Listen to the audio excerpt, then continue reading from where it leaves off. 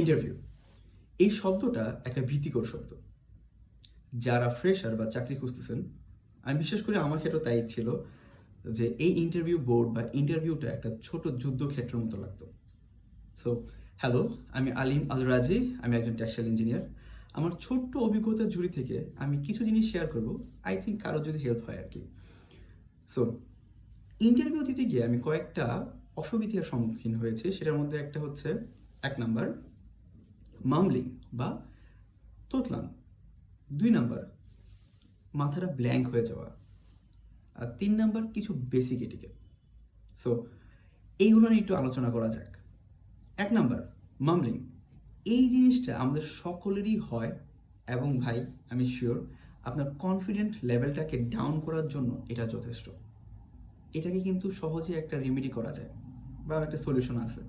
সেটা হচ্ছে, interview board যেদিন আপনি ফেস করতে যাচ্ছেন তার আগে সকালবেলা একটা পেন্সিল বা কলম নিয়ে জাস্ট গ্রিপ নিচে রাখবেন এবং ইন্ট্রোডিউস ইউর সেলফ বা 10 মিনিট আপনি এভাবে কথা বলবেন। আমি জানি না আপনার বুঝছেন কিনা, মানে 10টা মিনিট এই পেন্সিলটাকে জিহ্বার নিচে রেখে কথা বলবেন। দেখবেন আপনার কথাটা অনেকটা স্পষ্ট হয়ে যাচ্ছে।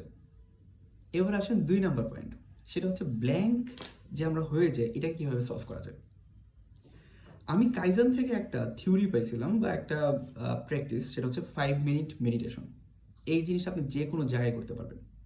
সেটা হচ্ছে, আপনার যখন ইন্টারভিউ বোর্ডে আপনি বসে আছেন, মানে বসে আছেন বলতে হচ্ছে ওয়েটিং লিস্টে আছেন, 2-3 জন পরে আপনাকে ডাকবে, তখন আপনি একটা নির্দিষ্ট কোনো একটা বস্তুর দিকে তাকিয়ে থাকবেন এবং breathe in, breathe out, breathe in, breathe out, এবং এর সাথে সাথে ব্রেন থেকে যত জঞ্জাল আছে, ঝামেলা আছে, সকল কিছু ফলাই দিবেন।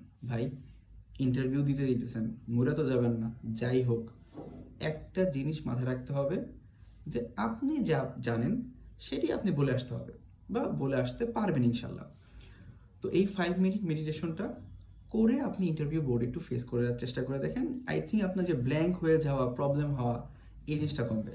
আর ব্ল্যাঙ্ক হয়ে যাওয়ার বিশাল একটা কারণ হচ্ছে, আমরা ব্রেনকে প্রপারলি সময় দিই না একটা কোশ্চেন অ্যান্সার করার জন্য। ধরেন আপনাকে বলা হলো ইন্ট্রোডিউস ইউর সেলফ, আপনি শুরু করে দিলেন মাই নেম ইস অমুক, আমি আসছি ওখান থেকে, হ্যান ত্যান ব্লা ব্লা। ডোন্ট পজ দেন, একটু ব্রেনটাকে বুঝার সময় দেন, একটা কথা বলার জন্য সময় দেন। আই থিঙ্ক এই জিনিসটা আপনাকে হেল্প করবে। সো প্রপার একটা সময় দেওয়া লাগবে ব্রেনকে। আচ্ছা, 3 নাম্বার হচ্ছে বেসিক এটিকেট। কয়েকটা বেসিক এটিকেট আমরা অনেক সময় মানি না।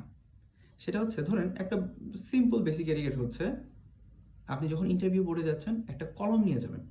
আমি অনেক সময় ইন্টারভিউ বোর্ডে অনেকে যাইতে দেখছি কলম নিয়ে যাচ্ছে না। ইন্টারভিউ বোর্ডে যাওয়ার আগে এর কাছ থেকে একটা কলম চাই, ওর কাছে একটা কলম চাই। Don't do this.